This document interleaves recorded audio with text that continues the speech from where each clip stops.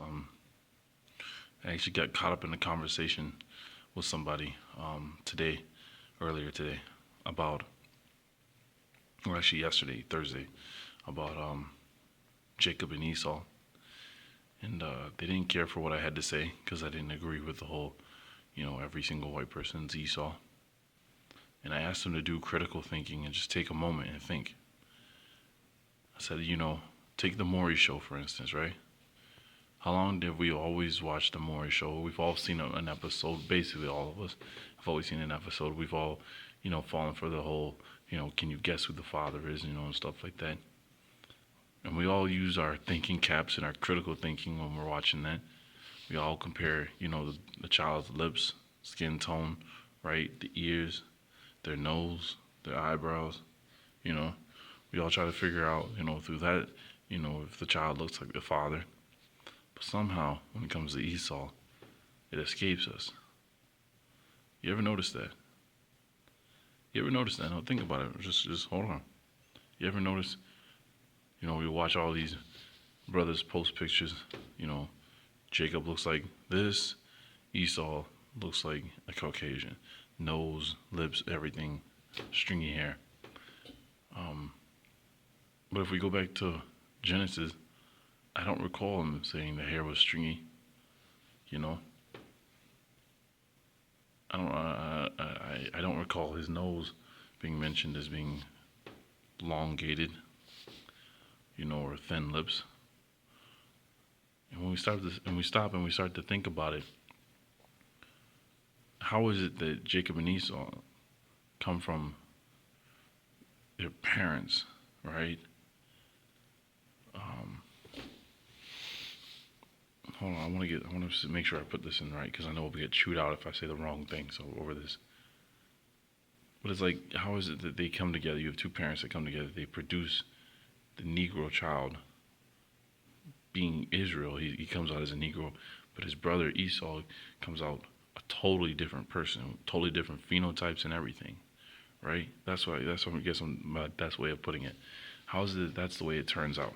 You know, like when we look at cases where we can see um, two Negroes coming together and producing an albino. The albino still has the same texture hair, you know.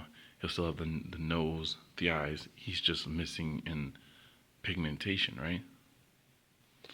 You know, whether it be his skin and his beard, or I mean, his hair on his head. I'm sorry, not his beard. That's see, that's what I'm saying. I'm gonna get chewed out for that, but his hair.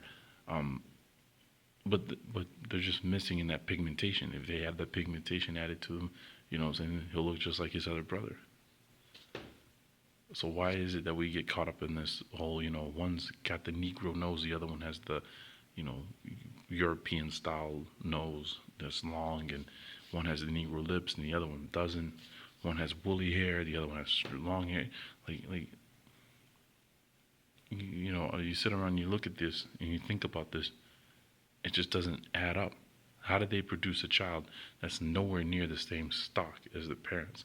And I only notice this almost every single time I've watched and I've looked up Negro people, such as ourselves, not Hispanic people, but Negro people, such as ourselves, produce an albino. The albino comes out looking like its parents. Just like I said, without the pigmentation of skin and color. That's it. He'll still have the nose, the eyes, you know what I'm saying, just like his father or mother. He just doesn't have the color in him, you know. But I've noticed something whenever the Caucasian comes together and they claim that they produced a black baby, the black baby, they always have him having, or he or she always has the woolly hair. You ever notice that? Go look at that up. They always have the woolly hair, even though the parents have straight hair. So they even flip flop it back with them too, And it's like, well, how did that woolly hair come out? Oh, well, they have the genes that can produce that. I want proof that they can produce that. I want to see the whole entire birth. I want to see the birth from when the mother's inseminated or impregnated. I'm sorry. I want to see from there to the time that she gives birth, to know that nobody else messed with it. There's no sleight of hand. There's no trick. Because other than that, I can't trust what they're saying. Because all they do is produce pictures later on when the child's about, what, 4 or 5 months old, and say, oh yeah, they gave birth to this. Yeah, I want proof of that. You see what I'm saying? You can't just take their word for it. But I think about that kind of stuff, and I don't like to discuss it much because, it's taboo to a lot of people. They don't want to hear that because I'm of the opinion that what John Lennon said is more correct. He didn't believe that his people evolved from apes. You know, he was even willing to say that he believed his people evolved from fish. And then we have Lex Will way back in the day, and this time I came across this, right. I was looking up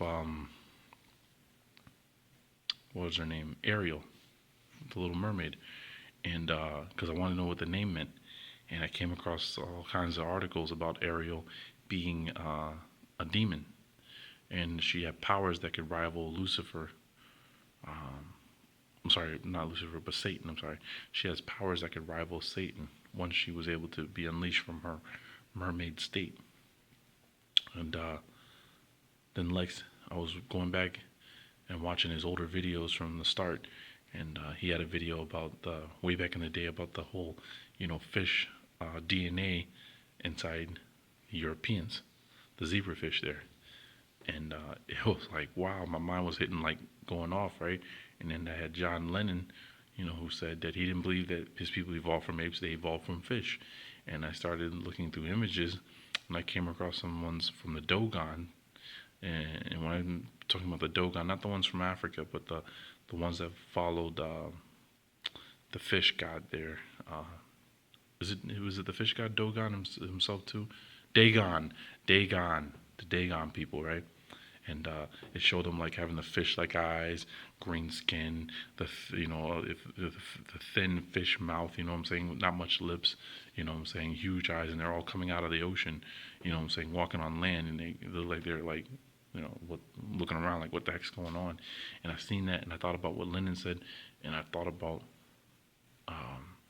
Lex's video about the zebrafish DNA, and then long after that, there was I believe it was somebody commented in Lex's video comment in his comment section about the Phantom Islands and the Romans writing about the Phantom Islands. And from the Phantom Islands, he said that's where these white people were coming from, out of the ocean. You know what I'm saying? And I was thinking, to me, that makes more sense as to where they came from. In a way, that's what I could more subscribe to than him saying that here's Jacob, here's Esau. He's Esau, I think Esau just reminds me too much, at least even back then, Esau reminds me too much of a twin of Jacob. Regardless if he's, they talk about red, the Native Americans were described as being red,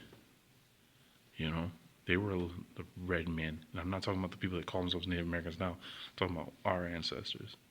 They were described as being red. And it's just the fact that every time they show a European and say that he's red, he's always hairless. You know what I'm saying? Like where's the loaded down hair like Esau? Esau was born red and hairy, right? You ever notice they'll either show you a redheaded person, but he's not loaded down with hair, or they'll show you, someone that's burnt from the sun red.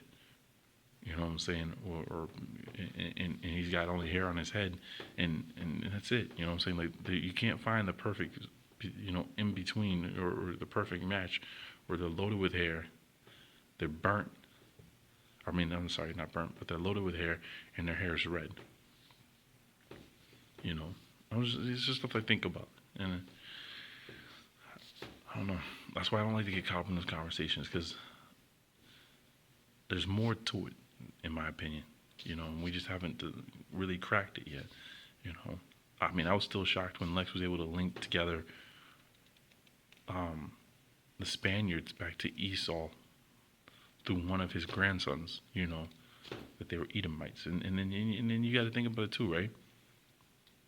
From there, the original Spaniards were black, and yet they're connected back to Esau.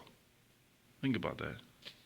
And also, that book, what's it called? The Faces of Africa.